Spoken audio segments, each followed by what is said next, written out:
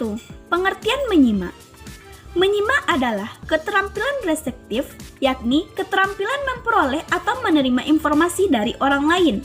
Menyimak yaitu proses mendengarkan dengan penuh pemahaman, apresiasi, dan evaluasi untuk memperoleh informasi, menangkap isi, serta makna komunikasi yang hendak disampaikan oleh pembicara. Saya Nuri Arisma, NIM 2030111105. Di sini saya akan melanjutkan menjelaskan tentang tujuan menyimak dan jenis-jenis menyimak.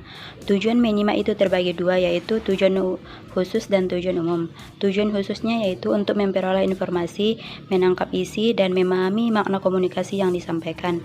Sedangkan tujuan umumnya yaitu untuk mendapatkan fakta, mendapatkan informasi, memperoleh fakta, dan menghibur diri.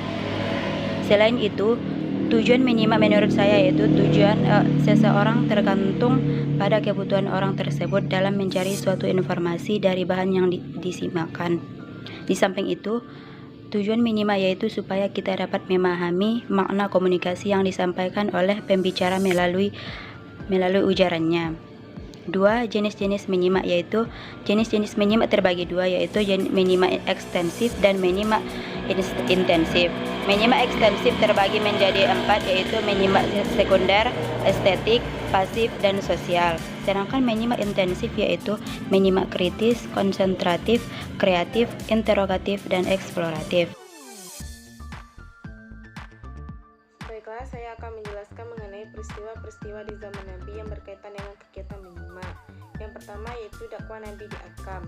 Di sana Nabi menyampaikan dakwah dan tauhidnya kepada para orang-orang yang mengikuti dakwah Nabi di Arkam tersebut. Nabi menyampaikan dakwah dan orang-orang tersebut menyimak apa yang disampaikan oleh Nabi, sehingga ia mendapatkan beberapa informasi, mendapatkan beberapa pengetahuan mengenai agama Islam, dan mereka menyimak dan meresapi, sehingga di sanalah orang-orang tersebut berkeinginan dan memasuki agama Islam. Yang kedua yaitu peristiwa Nabi menerima wahyu. Ketika berada di Gua Hira, Nabi didatangi oleh malaikat Jibril. Di sana Nabi disuruh untuk membaca Iqra. Tetapi karena Nabi tidak mampu untuk mengucapkannya, lalu Nabi menyimak apa yang disampaikan oleh malaikat Jibril tersebut. Setelah ia simak, kemudian ia menyampaikannya kepada orang lain, dan pada akhirnya dituliskan di dalam Al-Quran. Yang ketiga yaitu peristiwa ketika Abu Bakar menjelaskan bahwa Nabi benar telah kembali dari langit ketika peristiwa Isra Mi'raj. Ketika disampaikan bahwa Nabi telah melaksanakan Isra Mi'raj dan kembali dari langit, para orang-orang kafir tidaklah percaya dengan hal tersebut. Kemudian Abu Bakar menjelaskan apa yang terjadi sebenarnya. Kemudian orang kafir tersebut menyimak, mendengarkan, dan memahaminya, sehingga pada akhirnya mereka percaya apa yang telah dialami oleh Nabi. Yang terakhir yaitu peristiwa ketika azan dikumandangkan.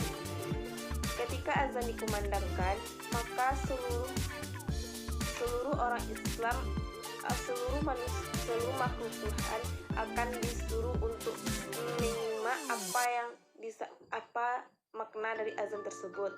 Ketika azan dikumandangkan, setelah satu lafal azan dikumandangkan, kemudian disimak oleh orang, dan setelah itu ia ucapkan kembali. Dan ketika azan telah disampaikan, orang-orang menyimak, dan setelah mereka mengetahuinya bahwa ketika azan berarti itu adalah telah memasuki waktu sholat.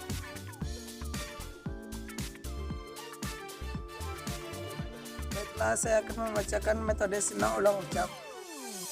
Metode simak ulang ucap merupakan salah satu pembelajaran bahasa yang di dalam kegiatannya pembelajarannya mengaktifkan siswa melalui kegiatan menyimak dan mengucapkan kembali apa yang disimaknya.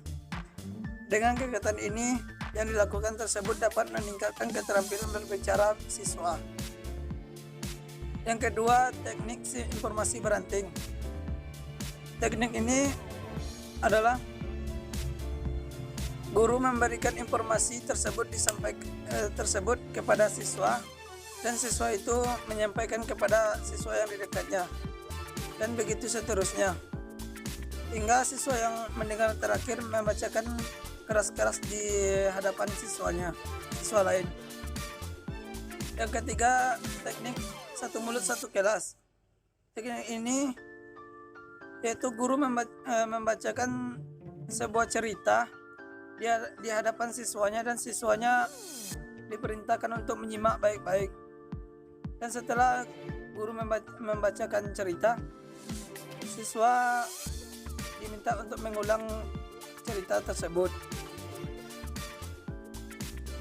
Teknik satu mulut satu kelas ini merupakan hanya satu orang yang berbicara dalam kelas. Yang keempat, teknik satu rekaman satu kelas. Guru terlebih dahulu menyiapkan rekaman melalui kaset atau laptop yang berisi ceramah, puisi, pidato, dan lain-lain. Setelah guru memutar rekaman tersebut, siswa diminta untuk menyimak baik-baik, dan guru meminta siswa untuk menerangkan apa yang disimak dalam rekaman tersebut. Yang kelima, teknik parafrase. Dalam penggunaan teknik ini, guru terlebih dahulu menyiapkan sebuah puisi untuk disimak oleh siswa. Setelah itu, guru membacakan puisi yang telah disiapkan dengan jelas. Kemudian setelah siswa selesai menyimak, siswa secara bergiliran untuk mengulang dan menceritakan puisi tersebut. Keenam, teknik simak debat cakap.